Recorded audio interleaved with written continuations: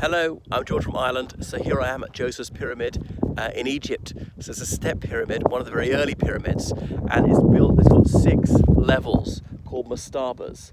And the bottom level is about 58 meters square. It's close to being a perfect square. You can see they built it with fairly ordinary stones, fairly ordinary bricks, and so it goes up. So it would not be easy to climb, probably more difficult than actually the Great Pyramid of Khufu, or the other one of, what's his name? I can't even remember, the Cheops Pyramid. Anyway, and so obviously each level gets a bit smaller as you go up, but there's a shaft going right down inside. So that Pharaoh Djoser, despite this being named in his honor, is not actually interred there and never was. But for a pharaoh's journey into the afterlife, in order to keep him content in eternity, they would put all his favorite items in there with him. They were not people. I think they were into burying people alive. Vivisepultration was something that I think the Vikings used to do. The Romans used to do it as a punishment. The Japanese did it to terrorize Chinese civilians in the Second World War.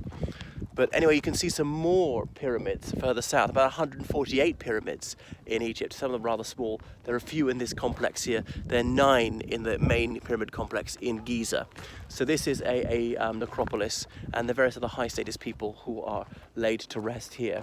And then you can see the Nile beyond, and on the other side you can see more desert. It's much hillier over that side. So I remember they didn't have the wheel until even after the Great Pyramids were built. And the Great Pyramids are much later than this. They're about 2600 BC, and this is rather earlier than that. So now this is the oldest stone building in the world that's largely intact. Now that's saying something. Obviously there are many far smaller, more modest things, but you know, they were in the Iron Age then. Some people weren't even in the Iron Age when ancient Egypt was. And so European Egyptology really took off in the late 18th century, though there were certain Egyptologists coming here in 1727, discovering the Sphinx had already lost its nose, or there was that Oxford Don in 1646 who came and had a good look at the Great Pyramid of Giza, and that white casing stone, most of it had gone by that time. So it wasn't completely unknown to the Western world. But later on, in 19th century, the sort of height of white supremacism, Europeans and Americans often found it difficult to accept that non-white people had constructed these marvels, whilst Europe was uncivilized. And so they said, well, maybe they were Semitic, which is kind of white. Didn't want to accept these people would be Hamitic in many cases, which is definitely not white. That their ingenuity, their prowess when it came to engineering and construction was well in advance of Europe at the time. Now this one I don't think has got quite the astronomical significance of the pyramids at Giza, which are all lined up with various things. These are the Nazca lines and various monuments all over the world. It's all very astonishing, very creepy. So yeah, you had to pay extra to film inside, which I'm not going to pay 300 Egyptian pounds to do that. That's just a bit steep even for me. I don't think there are any hieroglyphs painted inside. So they had 3 scripts, the ancient Egyptians. Hieroglyphs are like sacred symbols in ancient Greek. So there are 2 sacral ones, and then the demotic one, as in for ordinary usage.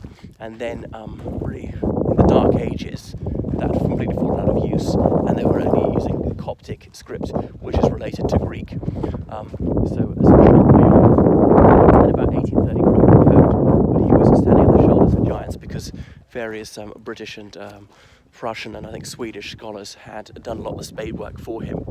So this site has been known about for centuries, but as recently as I think it's 1928, more of it was discovered by a British Egyptologist. Of course, the British Army was here from 1881 until 1955, and so that's why there are plenty of British and indeed French Egyptologists of all nationalities, including of course Egyptians. But the 19th century was the height of Egyptomania in the Western world, partly why Vladimir Ilyich then had that pharaonic treatment, being embalmed and buried in the Little Pyramid. In the 1920s, the craze for all things ancient Egyptian, especially after Howard Carter found Tutankhamun's tomb, because by the time European Egyptology really got going, grave robbers had been in and taken many of the precious items, but we weren't able to purchase some of it at the Cairo Bazaar. Presumably there was a lot of fabricated artifacts being sold as well, sort of pseudo-ancient Egyptania. So yes, you can go around on these donkeys or horses. This guy's wishing me a Merry Christmas.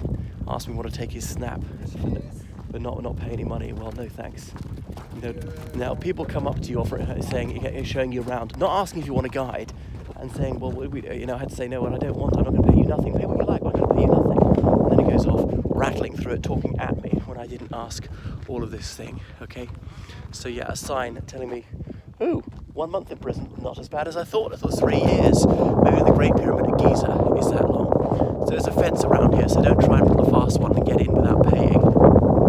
It closed at 5 in the evening, but the sun will be going down by then. Being, fairly far south, there's not a huge difference in the number of hours of sunlight from winter to summer, but the temperature is quite reasonable now. But that's the thing, is it was extraordinarily viridescent if you go over near the Nile, and here it is just what I think is reg, as in stony desert. So fortunately it's not too soft underfoot if you're walking over the sands, but not a blade of grass is growing around here. So you can see what they thought was a gift from the gods, the Nile. Now on the horizon I can see them with the naked eye. More pyramids, but are those the Great Pyramids of Giza or not? There's a bent pyramid some kilometers away where they were doing a certain angle and decided to change the angle because it was going to collapse. Like the Great Pyramid, that's about a 51-degree angle. And it's extraordinary how they manage to do all these things straight without a spirit level, and modern engineers and architects would be hard pressed to do as well. So remember, they did all this without having invented the wheel. So some of the stone had to be quarried quite close by, other brought from rather further away. The Great Pyramids, they brought stone about 500 miles. And what about these ones here? Some of these are bricks, so that's rather easier to make on site, but would have required an awful lot of workers to toil here for a few months a year for decades. So it'll take at least 20 years to build one of these ones, and they'll be able to go down into the pyramid. I'm near the north entrance of Djoser's pyramid. Anyway, so he was around from 2648 BC. And the two entrances to his pyramid. So there's a south entrance, which is not the original one, which was made 2,000 years after the construction of the pyramid. Okay, so this is the oldest pyramid in Egypt. How about that? There are many of them which are much smaller. There are some monumental stones as well, mastabas, rather than actual pyramids. So there are many little tunnels down there. I'm going to go and have an explore, but I won't be able to film in there. So there was a mortuary as well. There was a whole temple complex.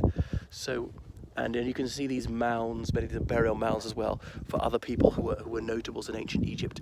Imhotep, who was effectively the Prime Minister of Egypt, had various titles. He is laid to rest in this necropolis. So, and his name is used in one of those cartoon epics. Is it one of the ancient Egyptian ones? Is it Prince of Egypt? I don't recall. So that's it, well worth a visit and far less crowded than where the Great Pyramids are. Though of course it's not quite on the same monumental scale. Goodbye.